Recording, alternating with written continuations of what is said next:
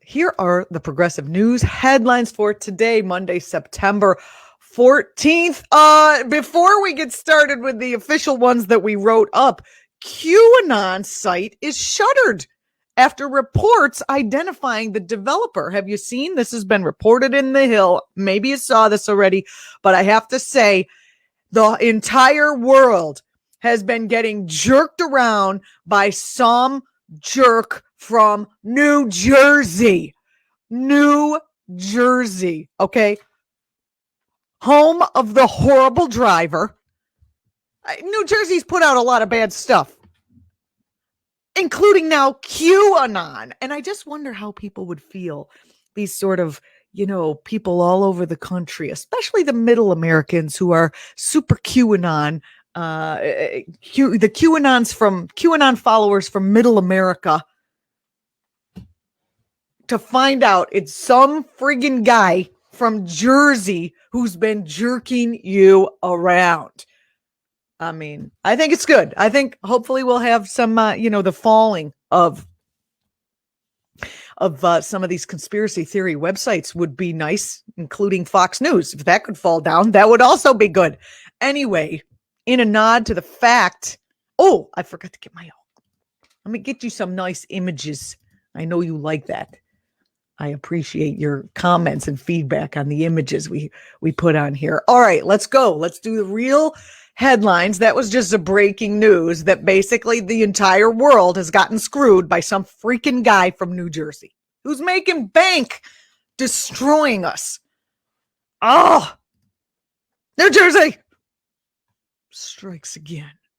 All right. In a nod to the fact that Republicans know they cannot win the upcoming elections other than by cheating, a federal judge has had to order the U.S. Postal Service to immediately stop sending mailers with false voting information to Colorado residents. The judge said he is deeply troubled by the decision to distribute misleading postcards to households across the nation.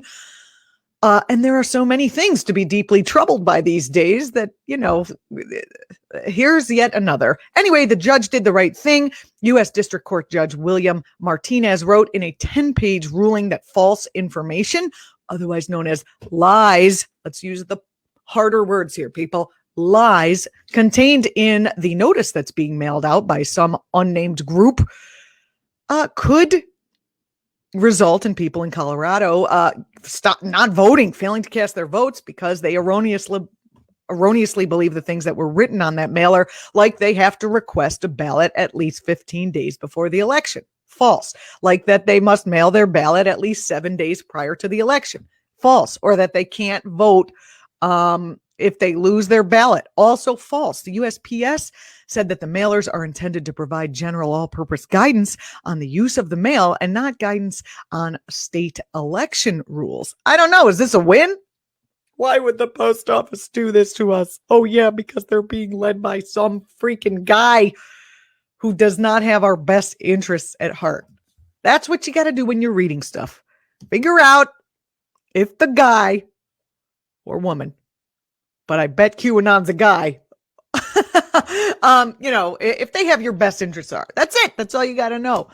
Okay. In other news, sure, Donald Trump held an indoor rally in Nevada that doctors called negligent homicide, but we here at ACT.tv are going to be talking about the responsibly held Fighting for Justice in Michigan town hall hosted by our favorite Senator Bernie Sanders. With the November presidential election less than 2 months away, Sanders is working hard to use progressive power, who may or may not line up with exactly with what Joe Biden has put out. But, Bernie is using that progressive power to win the race against Donald Trump and then to also plant seeds to push Joe Biden on the important issues to progressives when he is in the White House. On Saturday, Sanders hosted a virtual, because he's responsible, town hall spotlighting the economic and public health struggles facing residents of the crucial battleground state in Michigan, where more than 120,000 people have tested positive for COVID-19 and nearly 7,000 have been killed by the virus. Sanders has reportedly been in direct contact with Biden's team and has urged them to put more emphasis on how they will raise wages, how they will create millions of good-paying jobs, how they will lower the cost of prescription drugs, and expand health care coverage. Sanders is in line with what John Nichols said right here on our show, which is show the platform. Don't just run on nice guy. Don't just run on nice guy. Show the platform. Here he is. Here's Bernie talking at the Fighting for Justice in Michigan rally that happened. Lean in. As goes Michigan, might not be loud. This election, so goes America. By a very slim margin, Trump won Michigan in 2016. And it is terribly important that in the great state of Michigan, one of the great trade union states in this country, we stand together, Black and white and Latino, Native American, Asian American, that we come together and say that we need a government that represents all of us and not just a few, and that we have got to get rid of Donald Trump. I still feel the burn. Guess what? State level progressive candidates across Rhode Island celebrated victories Friday after more than a dozen centrist Democrat incumbents were ousted by voters in favor of challengers offering, let's call it, a more visionary progressive solution. This was in the state's Democratic primary. It was a dark blue wave, people. A dark blue wave, not just a centrist blue wave. It was won in an election where 38,000 mail-in ballots were tallied, meaning, as the head of the Postmasters Union, who was on our show recently, said that the post office can indeed handle the mail-in ballots that are coming their way and to deliver them on time. New progressive groups in Rhode Island helped secure the victories, including Cynthia Mendez, who is a Medicare for All advocate. That would be a nice person to have in a position of power. She is a single mother working who beat the state finance committee chairman, William Conley, and Brianna Henrys, by the way, who faced homelessness as a child and campaigned on affordable housing in her state race. Good deal, right? Good deal. Progressives say these wins are a clear message from Rhode Island voters that they are adamant about securing power for lawmakers who will fight for single-payer health care, a Green New Deal, and a state budget which will demand that the wealthiest Rhode Islanders pay their share to fund schools and public services. You can go, Rhode Island voters and other progressive voters can go to reclaimri.org, reclaimri.org, to join the Progressive Coalition, getting candidates like these elected. They're reclaiming it from like the purple slide that's happening in some parts of Rhode Island, which I am disappointed to say that a lot of former Italians, the descendants of Italian immigrants are turning red. For shame. I use my grandma finger. For shame. Yeah, so let's do that. Let's reclaim Rhode Island before it slips into reditude. All right. New reports, by the way, and this is a new report. I just want to underscore that as we go into this news story. This is a new report.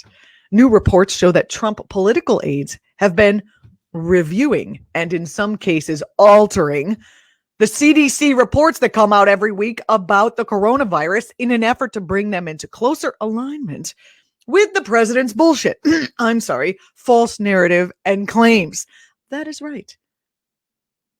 In a new report, I know he's lying all of the time, but this is a new report. Basically, what we're seeing here is a rogue president and his administration altering what is supposed to be independent medical facts so that you can get killed working for a company who doesn't give a shit about you anyway. Capitalism. Everything's fine. Go back to sleep. Politico reported Friday evening that the Health and Human Services Department, their findings, check it, including an effort to retroactively change agency reports that they said wrongly inflated the risks of COVID-19 and should have made clear that Americans sickened by the virus may have been infected because of their own behavior. Yeah, like going to work, that's their behavior. Like riding the train, that's their behavior. like not being born to a very, very rich and horrendous father. That's their behavior, I guess. To repeat, this is a new set of lies. I know we just reported last week that Donald Trump admitted to knowingly downplaying the COVID-19 pandemic last week. But to be clear, now they are making the CDC lie to you so that they can claim that their lies are official, even though they are the party that tells people not to believe the CDC about anything. So I don't get it. How does this even make sense? They're going to just flip around like Fox News does when it's convenient for them and make everyone crazy. And I don't understand how people who watch Fox News don't just say, didn't you just say last week that the CDC was like bought out and, you know, we shouldn't trust them on XYZ fact? And now all of a sudden, you should trust the CDC?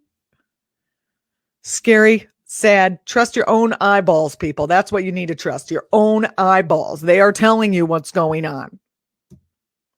A broad grassroots coalition of labor unions, advocacy groups, and Democratic members of Congress, by the way, are coming together to fight for a resolution known as the properly named Thrive Agenda. It's a bold plan for an equitable, green economic recovery from the coronavirus pandemic.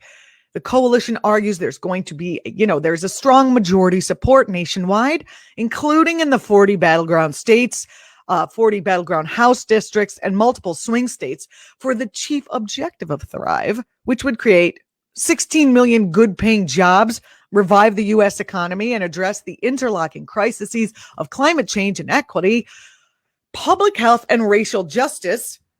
The coalition backing the new framework contains I hesitate to use the word scores because it's old-timey, but scores of groups, including the Movement for Black Lives, Indigenous Environmental Network, the Sunrise Movement, United We Dream, 350.org, People's Action, the Sierra Club, Greenpeace, Color of Change, and the American Federation of Teachers.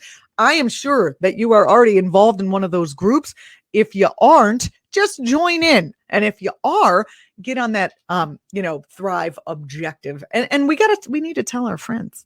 I mean, if people are working against the objectives of Thrive, 16 million jobs, good paying jobs, revitalization of the economy, addressing the crises of climate change, which are interlocking. You've got 5 storms pointed at the United States right now, 5 hurricanes. And the whole, it's not just California now, it's like the whole coast, West Coast is on fire. Not to mention that here on the Northeast, on my phone, I got a be careful of fire. It's fire conditions, alert today. So everyone's being touched no matter where you are by this stuff. And anyone working against it is, I would say, devil's henchman. You're watching Act TV. I'm Julianna Forlano. If you are watching on YouTube, don't forget to subscribe and hit the little like button down there and follow us, Act TV, on all our different platforms. You can also follow me, Julianna Forlano, on Twitter, where I occasionally say something. Thanks for watching.